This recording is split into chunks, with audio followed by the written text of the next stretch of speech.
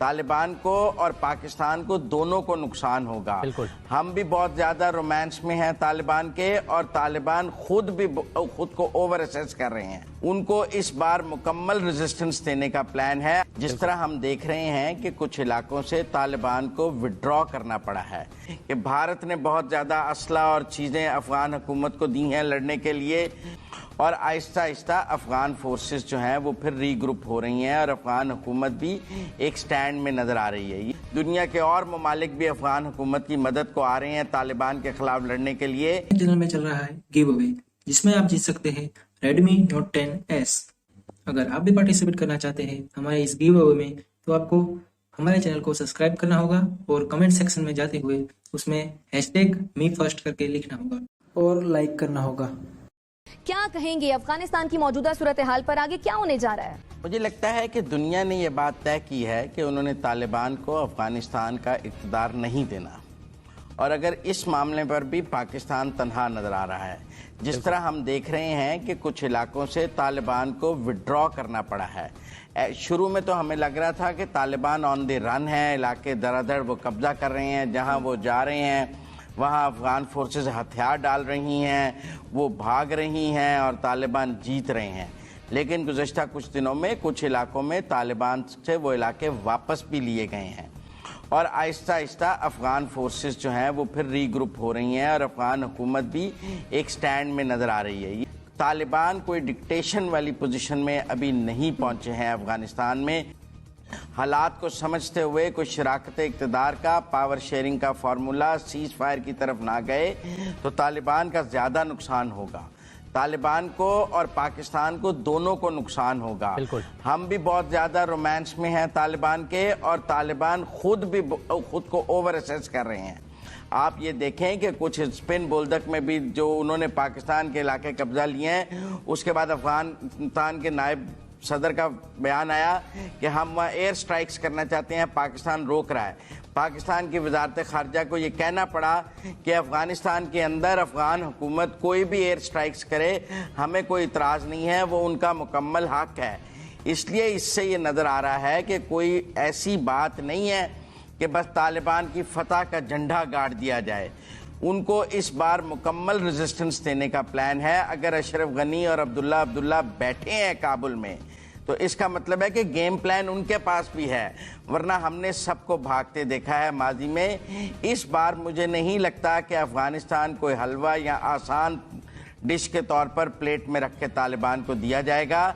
और अगर पाकिस्तान ने भी कोई ऐसी कैलकुलेशन की हुई है तो पिछले कुछ दिनों में उसको रीअसेस करने की ज़रूरत है। हमने ये भी देखी हैं खबरें कि भारत ने बहुत ज़्यादा असला और चीज़ें अफगान हुकूमत को दी हैं लड़ने के लिए। दुनिया के और ममालिक भी अफगान हुकूमत की मदद को आ रहे हैं तालिबान के खिलाफ लड़ने के लिए। ऐसे में हमें तालिबान के साथ बहुत ज़्यादा नहीं खड़े होना चाहिए। मुझे नहीं समझ आ रही कि जो लेजिटिमेट गवर्नमेंट है अफगानिस्तान की, जिसको दुनिया के 120 ममालिक, जिसको यूनाइटेड नेशंस अभी तक बतौर हुकूमत मान रहे हैं, हम उसके साथ बिला वजह महाजराई क्यों पैदा कर रहे हैं? हमें उनको बताना चाहिए और हमारे एक्ट से नजर आना चाहिए कि हम न्यूट्रल हैं और हमें न्यूट्रल रहना चाहिए।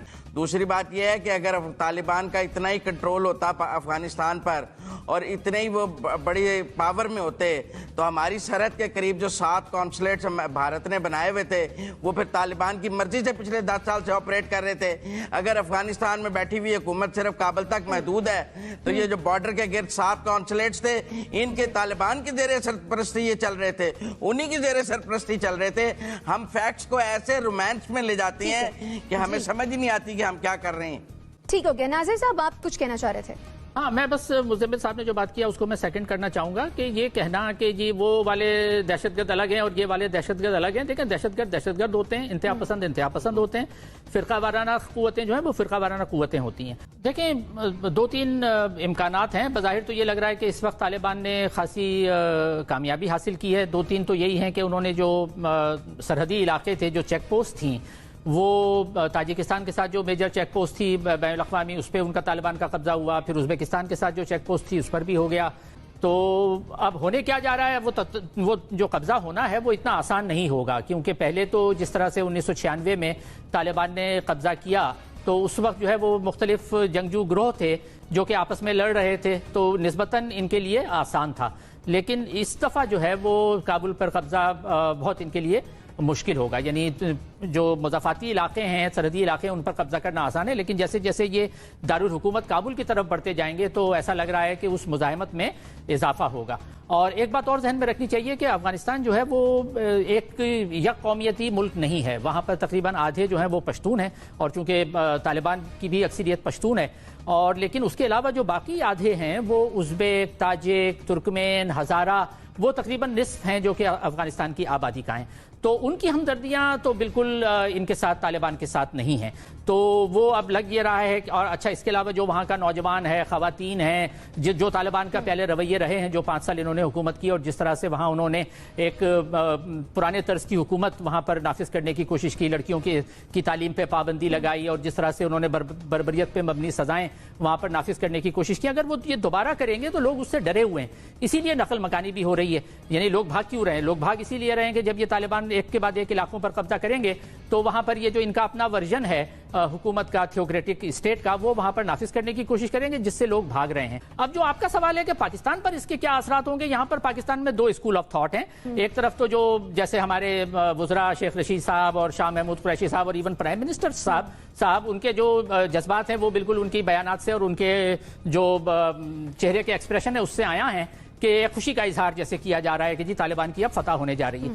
لیکن جو دوسرا اسکول آف تھاٹ ہے وہ یہ سمجھتا ہے کہ طالبان کا آنا پاکستان، کیونکہ طالبان بہرحال ایک انتہا پسند جنگجو اور فرقہ وارانہ گروہ ہیں، یہ ایک ملیٹنٹ گروپ ہے، ٹھیک ہے. اب یہ ملیٹنٹ گروپ جہاں بھی اگر اقتدار پہ قبضہ کرتا ہے تو اس کے اثرات جو ہیں وہ پڑوسی ملکوں پہ پڑنے لازمی ہیں. پاکستان پر اس کے سماجی اثرات پڑیں گے. سماجی اثرات کیسے پڑیں گے؟ ہم نے یہ دیکھا ہے کہ جب بھی سماجی طور پر ہمارے ہاں پچھلے 40 سال میں انتہا پسندی بڑھی ہے، اس سے کوئی انکار نہیں کر سکتا. ہمارے ہاں فرقہ واریت بڑھی ہے، اس سے بھی کوئی انکار نہیں کر سکتا.